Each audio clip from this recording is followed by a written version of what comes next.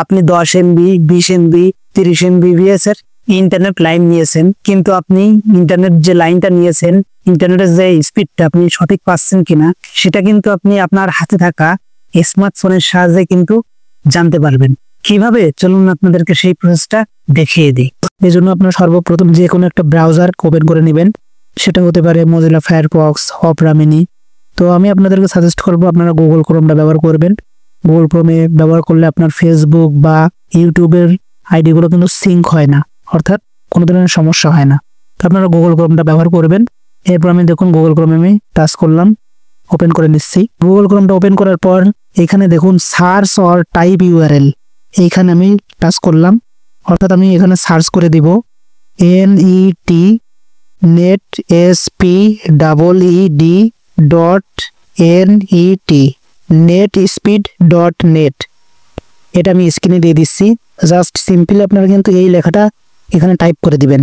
তা টাইপ করে দেওয়ার পর এটা আমি সরাসরি সার্চ করে দিচ্ছি। এখানে দেখুন গো নামে একটা অপশন লেখা দেখাচ্ছে। তো এখানে টাচ করলে কিন্তু আপনি দেখতে পারবেন যে আপনি যে ওয়াইফাইটা নিছেন সেটার স্পিড কত। যাদের কাছ থেকে ওয়াইফাই নিই তারা অনেক সময় আপনাদেরকে ঠকায় কিন্তু বিভিন্নভাবে, বলে যে আপনাদেরকে 20 MBps দিচ্ছি, মাস গেলে এত টাকা দিতে হবে। অর্থাৎ এই ভিডিওটা যদি আপনি কন্টিনিউ করেন, শেষ পর্যন্ত দেখেন, তাহলে কিন্তু জানতে পারবেন যে তারা আসলে আপনাকে কত MBps ইন্টারনেট স্পিড দিচ্ছে, আপনাকে তারা ঠকাচ্ছে কিনা, যাবতীয় বিষয়।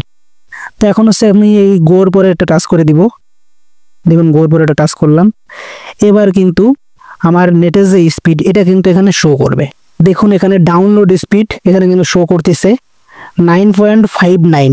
আমি যাদের কাছ থেকে ওয়াইফাই নিয়েছি তারা কিন্তু আমাদেরকে বলতেছে যে 15 MBps এর ইন্টারনেট তারা আমাদেরকে নাকি দিছে। তা দেখুন এখানে ডাউনলোড যে স্পিডটা এটা কিন্তু আমি 9.5 পাচ্ছি, এবং আমি যদি কোনো কিছু আপলোড করি তার স্পিডটা কিন্তু বেশি, আপলোড স্পিডটা কিন্তু বেশি। দেখুন 26.83 MBps। এখানে দেখুন ডাউনলোড স্পিড নামে যে অপশনটা আছে, এটার মানে হচ্ছে যে কোনো প্ল্যাটফর্ম থেকে যদি আপনি কোনো কিছু ডাউনলোড করেন তার স্পিডটা কিন্তু আপনি 9.59 পাবেন, অর্থাৎ এক সেকেন্ডে আপনার 9.5 MBps ডাউনলোড হবে। আর এখানে দ্বিতীয় অপশন যেটা আছে সেখানে দেখুন আপলোড স্পিড, অর্থাৎ আপনি যে কোনো প্ল্যাটফর্মে যদি কোনো কিছু আপলোড করেন সেক্ষেত্রে কিন্তু আপনি 1 সেকেন্ডে কিন্তু আপনার 26 MB আপলোড হবে। মানে এখানে কিন্তু আপলোড স্পিডটা অনেক বেশি, ডাউনলোড স্পিডের থেকে অনেক বেশি কিন্তু। তো বেশিরভাগ ক্ষেত্রে কিন্তু ডাউনলোড স্পিডটা বেশি থাকে, আপলোড স্পিড কম থাকে। তা আমার এখানে কিন্তু আপলোড স্পিডটা বেশি। এবং আমি দেখুন কোন জায়গা থেকে ইন্টারনেট ব্যবহার করছি সেটা কিন্তু এখানে শো করতেছে বাংলাদেশ। এটা কেন শো করতেছে, অনেকে আসলে বাইরের দেশে থাকে, হতে পারে তারা বাংলাদেশি বাট থাকে বাইরে প্রবাসী।